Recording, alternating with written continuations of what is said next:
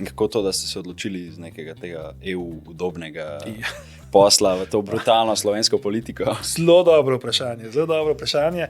In najprej me je žena to vprašala doma. Rekla, čak sem, a to res rabiš v življenju? Mislim, da pogovor sem sam s sabo. V bistvu sem se odločil in se strinjam, to je zdaj cona obdobje velika, no, pošten povem. Lepo si na varno, spravljam, nekam si delaš, absolutno. Ne nazadnje, če sem malo v življenju, tudi ni slabo plačano to delo. Ne. Imaš pa mir, ne. Ti imaš neko spoštovanje in zdaj iz tega ven nazaj domov. Vzgib je bil zelo preprost.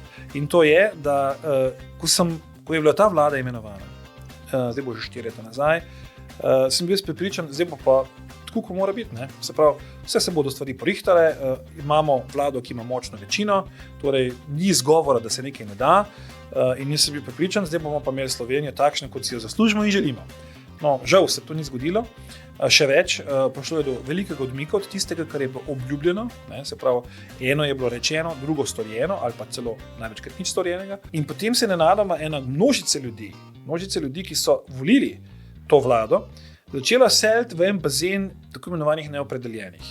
Ljudi, ki so nezadovoljni, in jaz celo trdim, da mnogi od teh ljudi ne bodo več volili te vlade. Zdaj pa imamo dve možnosti. Ali ti ljudje ostanejo doma in rečejo, tega si mi več ne gremo, kar je slabo. Zakaj?